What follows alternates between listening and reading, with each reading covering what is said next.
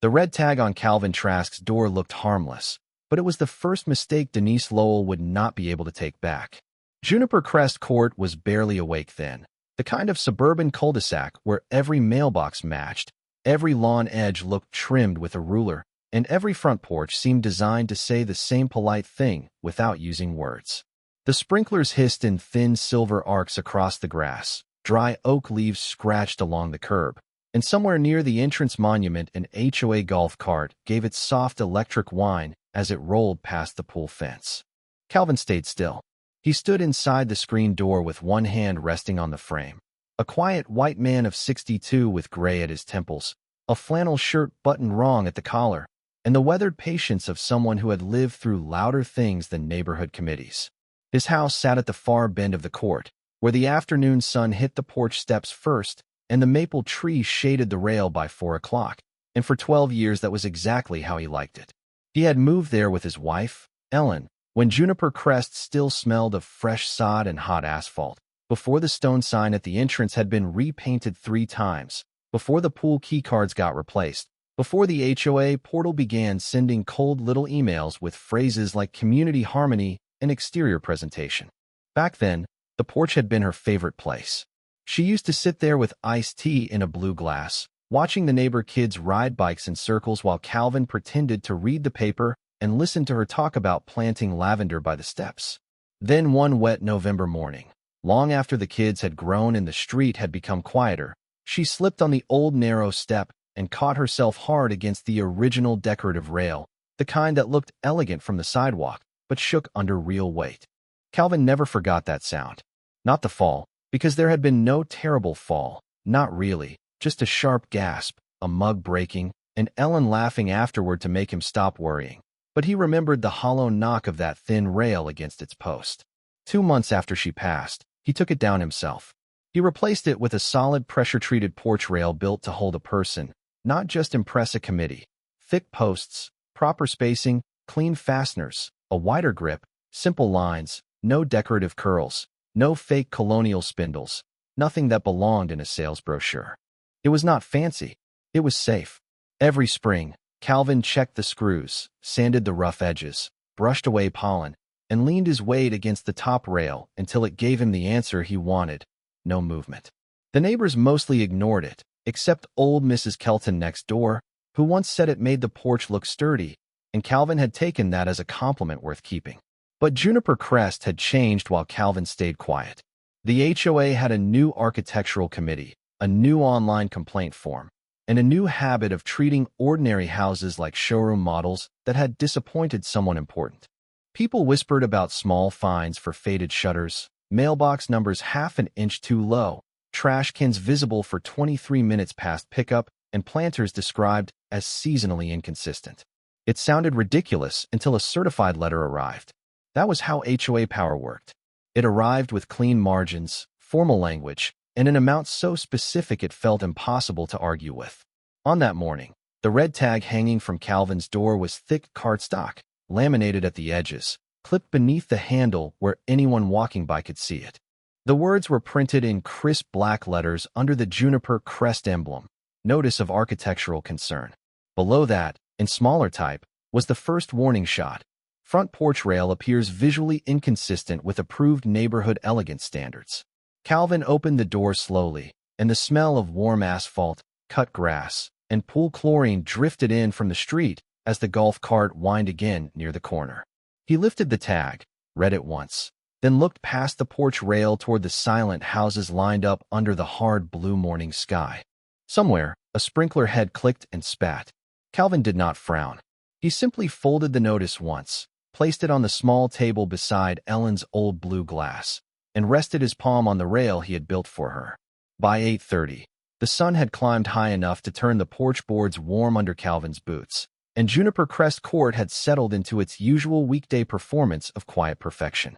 A delivery van rolled past without stopping, a lawn crew 2 streets overhummed behind a privacy hedge, and the HOA pool gate clicked open as someone tested the lock before office hours. Then Calvin heard heels on concrete. Denise Lowell came up the sidewalk as if the morning had been scheduled for her inspection, silver blonde hair pinned tight, vivid red blazer sharp against the pale houses, cream clipboard pressed to her chest like a legal instrument. She did not look at the maple tree, the clean steps, or the swept porch boards. Her eyes went straight to the rail. She had the practiced smile of someone who believed politeness could make authority look official, and she stepped just far enough onto the front walk to make the warning feel personal. The gravel beside the porch gave a dry crunch beneath one heel. Calvin opened the screen door before she reached the first step. "Morning, Mrs. Lowell," he said, his voice low and even, the way a man might greet bad weather he had already seen on the radar. Denise's smile widened by one careful inch, but her eyes stayed busy, moving over the thick posts, the plain top rail, the visible screw heads Calvin had countersunk and sealed himself. "Mr. Trask," she said, tapping her clipboard with one manicured finger, "the committee has received concerns about the visual tone of your front elevation." Calvin looked toward the empty street.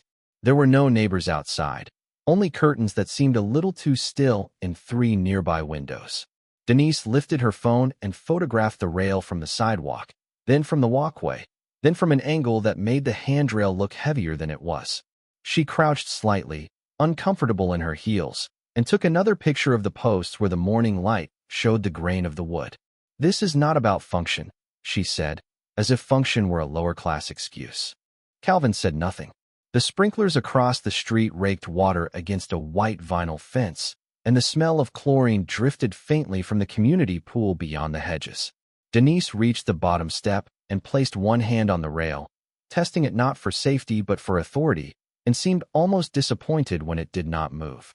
"Juniper Crest has always maintained a standard of architectural elegance," she continued. "Simple repairs are understandable, but this looks improvised." Calvin glanced at the smooth sealed edges, the plumb posts, the clean joinery. Improvised was not the word. "It holds," he said. Denise gave a soft laugh, the kind meant to remind him that holding was not the point in a neighborhood ruled by appearances. She clicked her pen, wrote something on her form, and tore a yellow carbon copy from beneath the top sheet. The paper made a small ripping sound in the warm air. She clipped it to the existing red tag on his door with a plastic fastener, then pressed the fastener until it snapped shut. "You'll receive the formal notice through the portal," she said. "This is your courtesy field copy." Calvin looked at the yellow slip without touching it. The amount was printed in a blank Denise had filled by hand, $187.40. Beneath it, in tight blue ink, she had written unapproved porch rail presentation and, below that, not consistent with neighborhood elegance.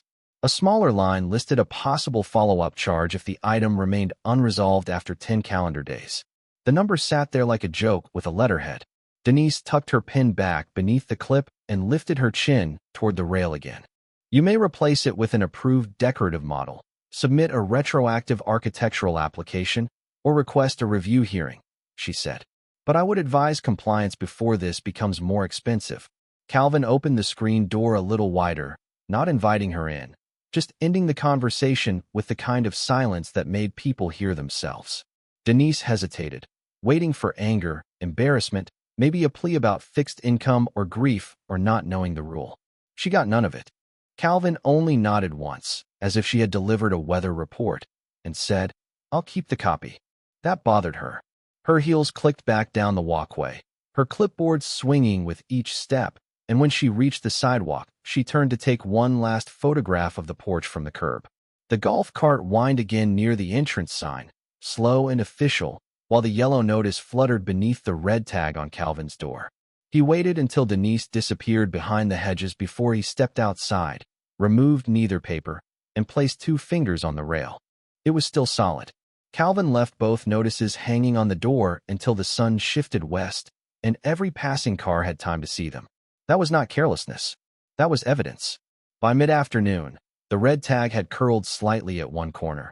The yellow field copy had begun to flap in the dry heat, and the plastic fastener Denise had snapped shut kept tapping the glass with a small, steady tick whenever the breeze moved across the porch. Calvin listened to it from the kitchen table. He poured coffee he did not really want, opened the HOA portal on an old laptop, and watched the formal notice appear exactly when Denise had promised it would, written in language that tried very hard to sound like law. The email was cold, polished, and empty in the way HOA emails often were. "Dear Mr. Trask, Pursuant to community standards, the Architectural Committee has documented a visible exterior concern requiring corrective action within 10 calendar days. Below the greeting sat the same amount, $187.40, broken into categories that looked official only because someone had aligned them in a table. Calvin read each line twice. He did not reply. Outside, a mower coughed to life down the block, dry leaves dragged themselves along the curb, and the neighborhood pool pump gave off a faint mechanical hum behind the hedge line. Calvin closed the laptop, took a yellow legal pad from the drawer, and wrote the date at the top in block letters. Then he walked to the garage. The garage smelled of sawdust, motor oil, old cardboard, and the cedar blocks Ellen used to tuck into storage bins before winter. Along the back wall, beneath a pegboard of hand tools arranged with quiet precision, Calvin kept a gray metal file cabinet most neighbors would have mistaken for junk. He opened the second drawer and pulled out a folder labeled Residential Rail Systems. Inside were old inspection notes, code excerpts, diagrams of stair rise and run, guardrail spacing charts, handrail clearance examples, and photographs from jobs he had done before retirement. People in Juniper Crest knew him as a widower who fixed his own porch. They did not know he had spent years deciding whether other people's porches were safe enough to pass. He set a tape measure, a level, a digital angle finder, and a small camera on the workbench. Then he went back outside and began with the first post. Calvin measured the height from the porch deck to the top of the rail, wrote it down, photographed the tape in place, and stepped back to take a wider shot that showed the entire front elevation. He measured spacing between balusters, the depth of the stair tread, the rise between each step, the clearance beside the handrail, and the connection points where the posts met the porch frame. Every photograph included the date stamp. Every number went onto the legal pad. He leaned his weight into the rail with one shoulder, not gently, not dramatically, just enough to confirm what he already knew. It did not shift. That mattered. Across the street, a curtain moved in the Hadley house, then fell still. Calvin did not look up. He walked down to the sidewalk and photographed the rail from the same angle Denise had used, then photographed the red and yellow notices still clipped to his door, then photographed the path from the public walkway to the porch. The sun had warmed the asphalt until the air above it shimmered, and the smell of hot tar mixed with cut grass made the whole street feel too clean to be honest. Calvin returned inside, removed the notices carefully, and placed them flat under two paperweights so the curled edges would settle. He opened the HOA governing documents, not the glossy welcome packet, but the recorded version he had downloaded from the county website years earlier when another neighbor had been warned over a mailbox. He searched for rail, porch, elegance, safety, front elevation, and architectural harmony. The word elegance appeared often. The word safety appeared only when Denise's committee had started adding it to enforcement notices. Calvin stopped there. He took a slow breath, circled the word on the printed email, and wrote one sentence beneath it. They had turned taste into safety, and that was the mistake. Then he made a folder, labeled it Porch Rail Matter, and placed the first notice inside. 3 days after Denise Lowell clipped the yellow field copy to Calvin's door, the HOA portal sent its first reminder at 7:04 in the morning. The subject line was neat, bloodless, and perfectly suburban, pending architectural compliance item. Calvin read it while standing at the kitchen counter, the old laptop open beside a plate of dry toast, the screen reflecting the pale light coming through the blinds. Outside, the sprinklers hissed across the common strip like steam escaping from a machine. He did not answer. The reminder listed the original $187.40, then added a $21.35 front elevation review fee, described as a cost associated with committee-level visual reassessment of non-conforming exterior components. Beneath that came an $8.70 porch symmetry processing charge, a number so precise and foolish that Calvin almost paused over it, not because it surprised him, but because he knew someone like Denise believed decimals made nonsense look enforceable. The final line warned that continued non-compliance could result in additional administrative escalation, including lien review after formal board approval. That was the part meant to scare him. It did not. Calvin printed the email, three-hole punched it, and placed it behind the first notice in the folder. At 10:12, Denise drove past in the HOA golf cart, slower than traffic required, one hand on the wheel, red blazer bright under the hard sun, clipboard resting on the passenger seat like a second authority figure. The cart's electric whine rose and faded, as she rolled around the cul-de-sac pretending not to look at Calvin's porch.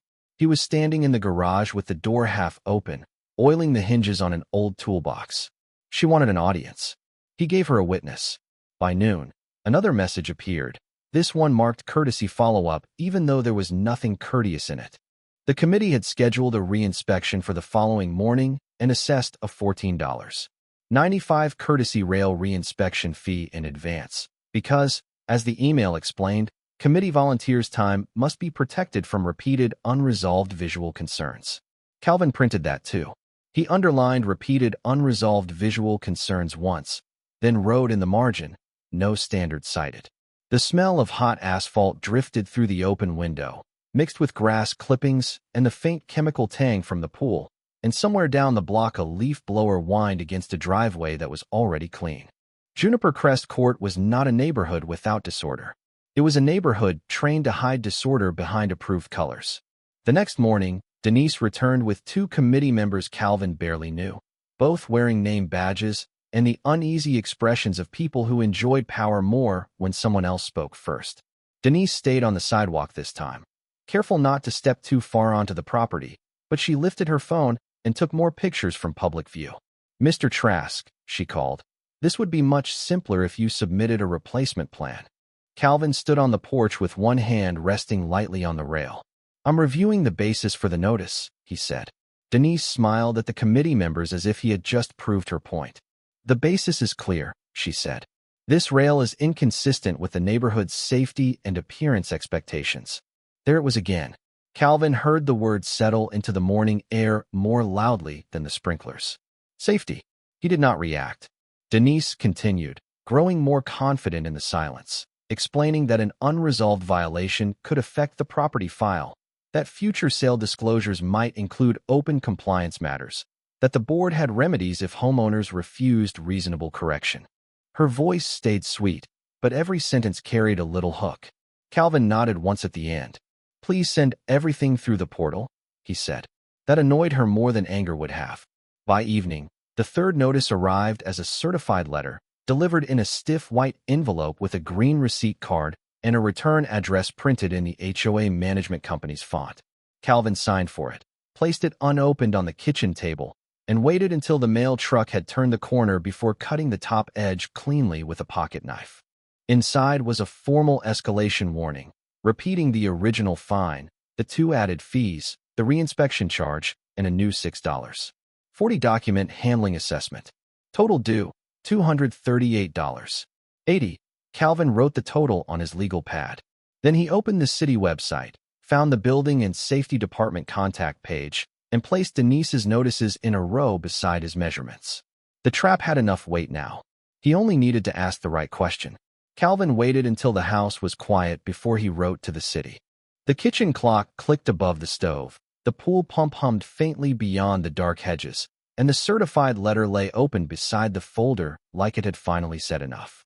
He did not use dramatic language. He did not accuse Denise Lowell of harassment, fraud, corruption, or anything that would turn a clean paper trail into a shouting match. Calvin knew better.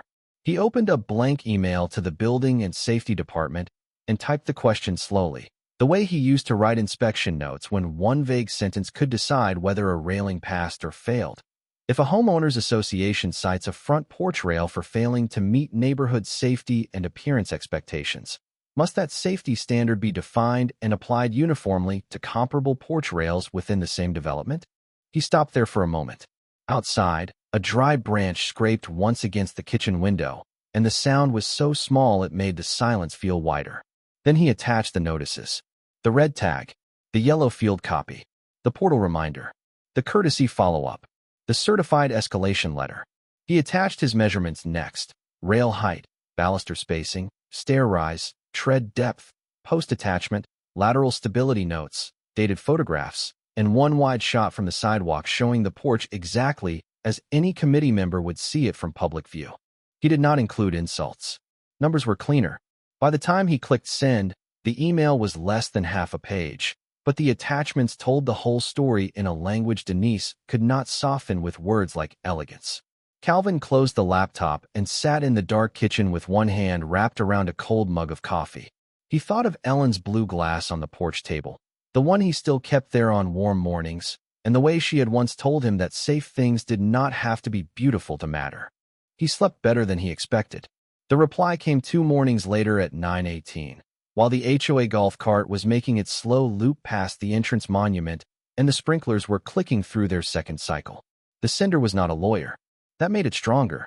It came from a municipal building safety coordinator named Elaine Porter, and her message was dry enough to sound ordinary until Calvin reached the third sentence. The department could not judge beauty. It could judge safety language. And Denise had put that language in writing. Calvin read that sentence twice. Then he read the next one. If the association wanted to use safety as the reason, it had to apply that reason evenly. One porch could not be singled out, while comparable porches were ignored. There it was. Not victory, not yet. Just the door opening. Calvin printed the email, placed it behind the certified letter, and added a tab labeled City Response. Then he took a slow walk through Juniper Crest Court, staying on the sidewalk, hands in his jacket pockets, eyes calm behind his old wireframe glasses. He did not creep. He did not trespass. He only observed what anyone could see from the street. Mrs. Bexley's decorative rail with balusters far apart enough for a basketball to pass through, the Harrow house with 3 front steps and no graspable handrail, the committee treasurer's porch where the rail looked delicate enough to bend under a heavy suitcase. The air smelled of warm pavement and lawn fertilizer. A dog barked once behind a fence, then stopped. Calvin photographed nothing that required entering property, and every note on his pad included only addresses, visible conditions, and the phrase public sidewalk observation. By late afternoon, he had 6 examples and no need for more. He emailed Elaine Porter again, politely asking whether the department preferred a formal inquiry or a request for written clarification regarding HOA enforcement language. The answer came the next day. A written clarification would be opened. The city would contact the HOA management company for the relevant enforcement basis. Calvin leaned back from the laptop and looked through the screen door at the porch rail, solid and plain in the morning light. Denise had wanted him to defend ugliness. Instead, she had asked the city to define safety. The HOA meeting notice arrived on a Thursday afternoon, tucked into the portal between a pool furniture reminder and a landscaping update about seasonal color rotation. Calvin read it once, then printed it. The agenda was only 2 pages, but Denise Lowell's fingerprints were all over the language. Architectural noncompliance review, front elevation standards, pending enforcement confirmation. She had placed his porch rail near the top, before budget comments and after approval of last month's minutes, where everyone would still be awake enough to watch. That was the point. The meeting was scheduled for 7 p.m. in the Juniper Crest Clubhouse, the small stucco building beside the pool where the carpet always smelled faintly of chlorine and old coffee. Calvin arrived 10 minutes early. He wore a clean flannel shirt, dark jeans, and the same brown work boots he wore in the garage, but he carried a thin black folder instead of the thick binder Denise might have expected. Less paper made people nervous when they were used to hiding behind stacks of it. Inside, the clubhouse lights buzzed overhead, folding chairs had been arranged in rows, and a pitcher of lemon water sweated on a plastic table beneath a bulletin board covered with approved paint samples. The air was too cold from the air conditioner. Denise stood near the front in her vivid red blazer, silver blonde bun fixed tight, clipboard in one hand, phone in the other, smiling at neighbors as if she were hosting a charity luncheon instead of preparing to shame a widower over a rail. 2 committee members sat behind the folding table with name placards. The property manager, a tired man named Brent Madsen, shuffled papers without making eye contact with anyone for too long. Calvin took a seat in the 3rd row. He said nothing. Around him, neighbors whispered in soft fragments. Rail, fine, lean, city, Calvin, Denise. Mrs. Kelton sat near the aisle with her purse folded on her lap and gave him a small worried nod. He returned at once. At 7 sharp, Denise tapped the microphone, and the speaker gave a dull pop that made 3 people flinch. "We will keep tonight's discussion orderly," she said, looking directly at Calvin while pretending to address the room. The pool pump kicked on outside, vibrating faintly through the wall. Denise moved through the early agenda quickly, approving minutes, mentioning mulch beds by the entrance, praising the committee's commitment to preserving property values. Then she clicked to a slide on the portable screen. Calvin's porch appeared, photographed from the least flattering angle, the rail heavy in the foreground, the red notice visible beside the door. A low murmur passed through the room. Denise let it breathe. "This," she said, "is an example of why consistent architectural enforcement matters." Calvin watched the picture, not her. She described the rail as visually disruptive, inconsistent with the neighborhood's established elegance, and concerning in its presentation to the public-facing streetscape. Then she used the phrase again, this time with the confidence of someone stepping onto a board she did not know was rotten. Safety and appearance expectations. Calvin felt the room shift, though no one else knew why.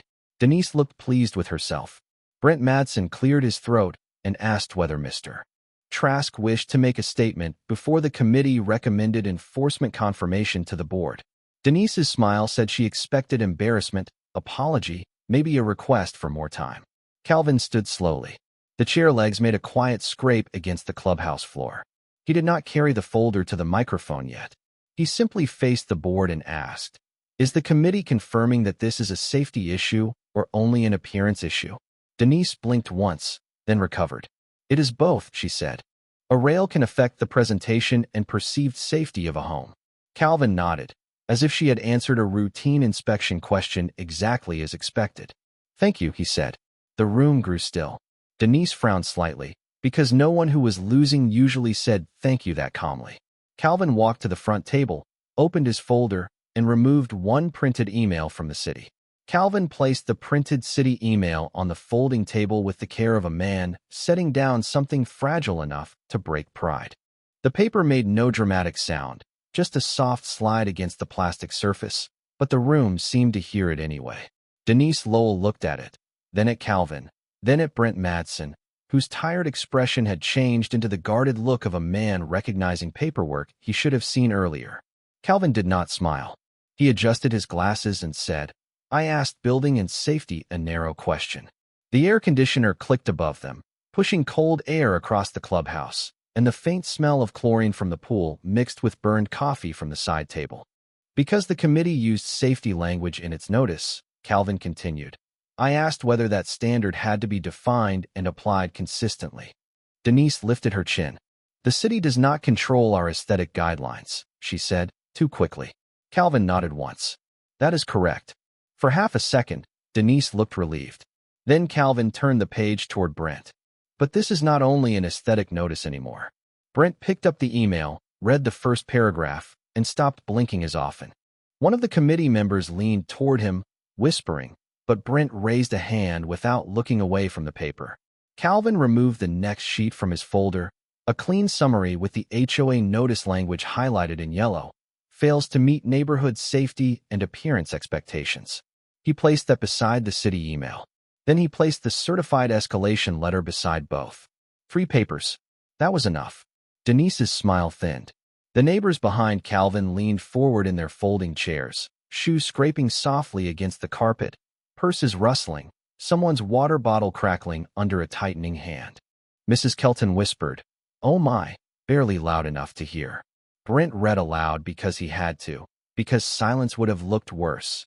If the association intends to enforce safety-related porch rail conditions, comparable conditions should be identified and reviewed consistently to avoid selective application of a safety rationale. The sentence landed flat and heavy. Denise reached for the microphone. "This is being mischaracterized," she said. "The committee has always reserved the right to maintain visual standards." Calvin looked at her, calm as a level bubble centered between 2 black lines. "Then withdraw the word safety," he said. Denise opened her mouth, but Brent was already checking his laptop. His face had gone pale in the harsh clubhouse light, and the blue glow from the screen made him look older. "We received a request for clarification from the city this afternoon," he said. The room shifted again, this time louder. A chair creaked. Someone near the back muttered that they had been fined for front steps last spring. Denise snapped her head toward Brent. "That should have come to the committee first." Brent kept reading. "It came to management because it involves enforcement language and potential uniform application." There it was. Not a scandal, not a crime, not a siren outside. Just a door opening in the wall Denise thought she owned.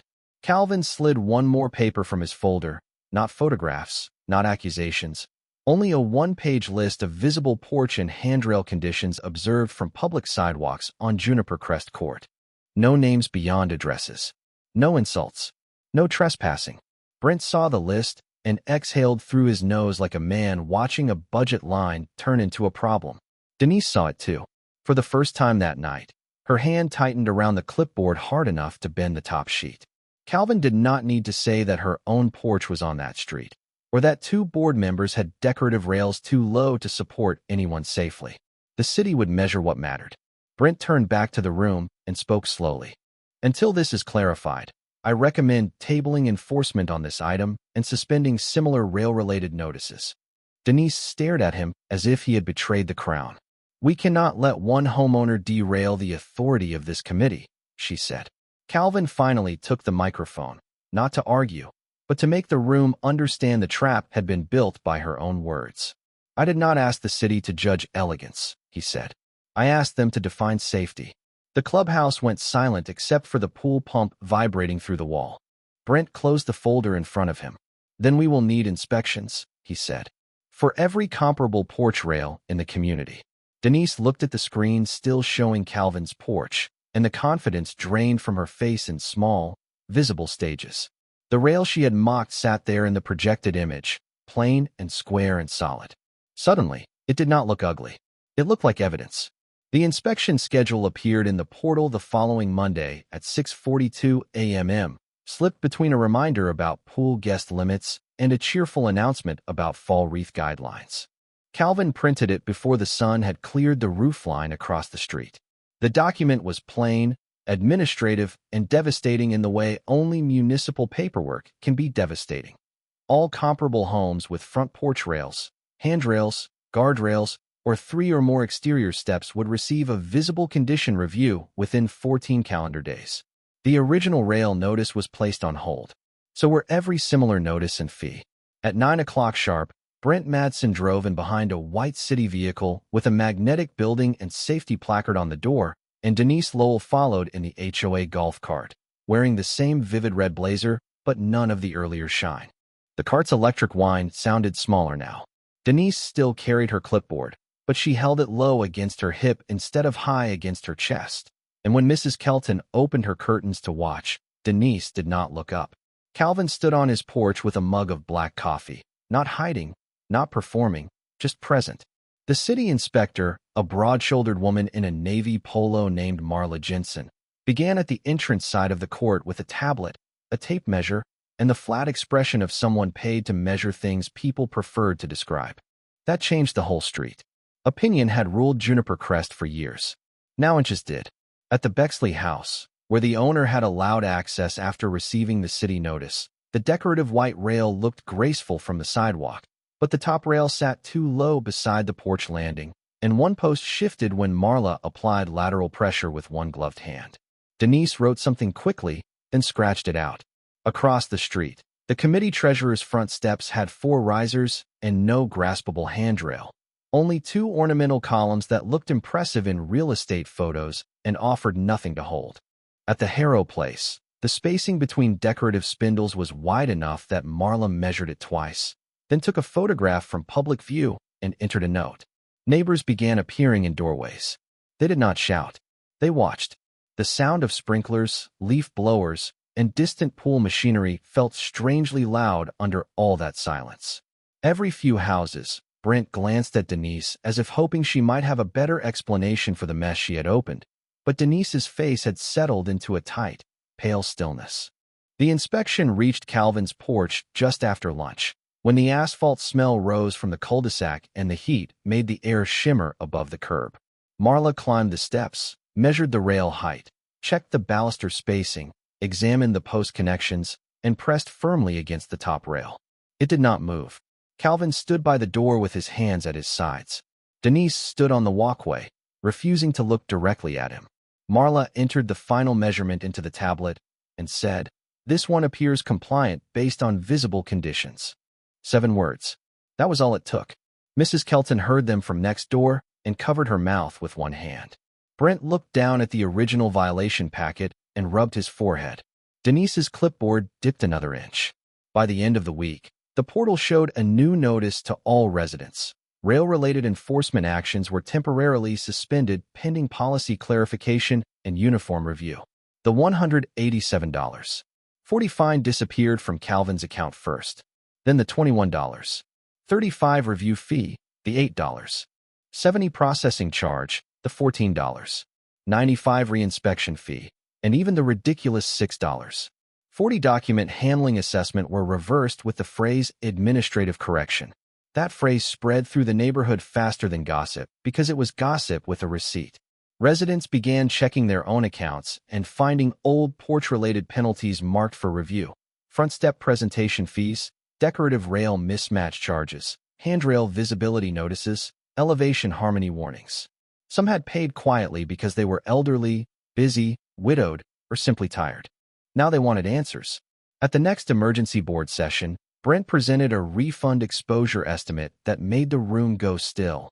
Not enough to bankrupt the association, but enough to threaten landscaping reserves, pool furniture replacement, and the holiday lighting budget Denise loved to control. Her authority did not collapse all at once. It peeled away. First, the committee lost independent power to issue field notices. Then all architectural enforcement language had to be reviewed by council. Then Denise was asked to step aside from the architecture committee while the board revised its procedures. She called it temporary. Everyone else understood what temporary meant when no one asked when she would return. By the time the final inspection report was posted to the portal, Juniper Crest Court had learned how quiet accountability could be. It did not arrive with shouting, flashing lights, or anyone being marched out of the clubhouse.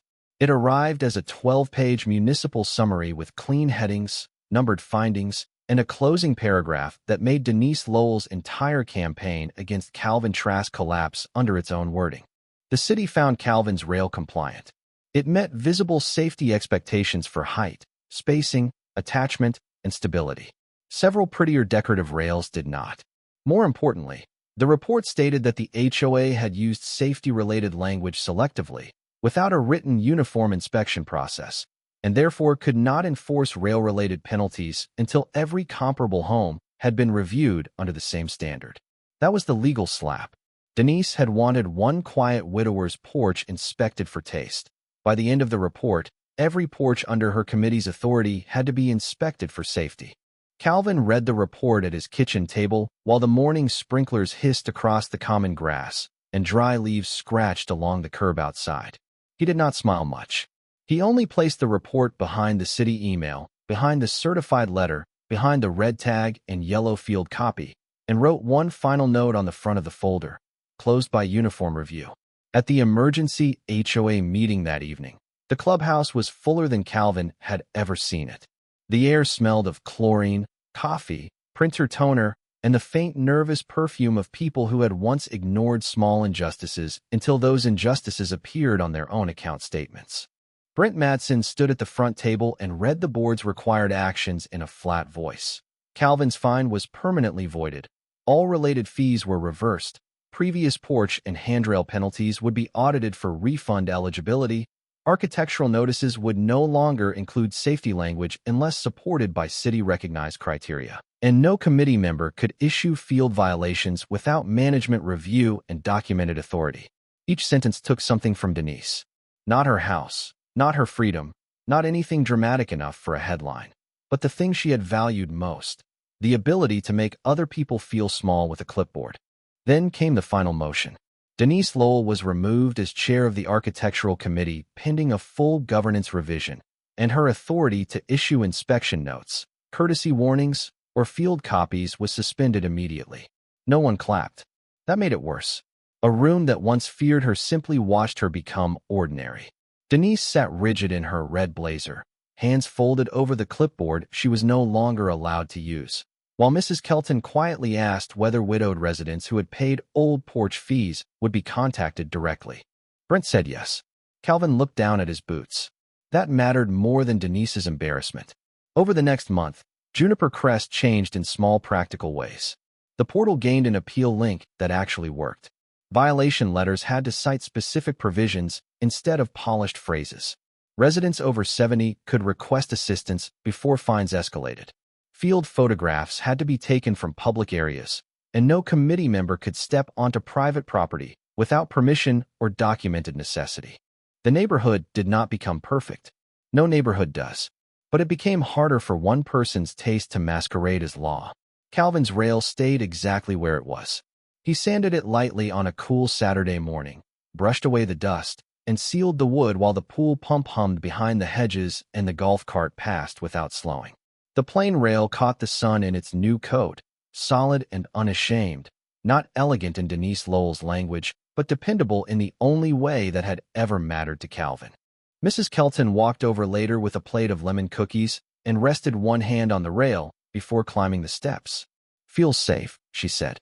Calvin nodded. That was enough. He still missed Ellen when he sat on the porch in the evening, still kept her blue glass on the small table when the weather was warm, still listened to the sprinklers and the leaves and the distant hush of suburban life trying to look orderly. But now, when neighbors passed the house at the end of Juniper Crest Court, they did not see an ugly rail. They saw the spot where one quiet man had drawn a line between preference and power, and where the law, for once, made the louder people measure themselves too. From then on, a clipboard was no longer permission to step onto someone's property, and the word safety could no longer be used as decoration on a fine. This story is a fictional narrative created for entertainment, reflection, and educational purposes. Any resemblance to real people, places, or events is purely coincidental.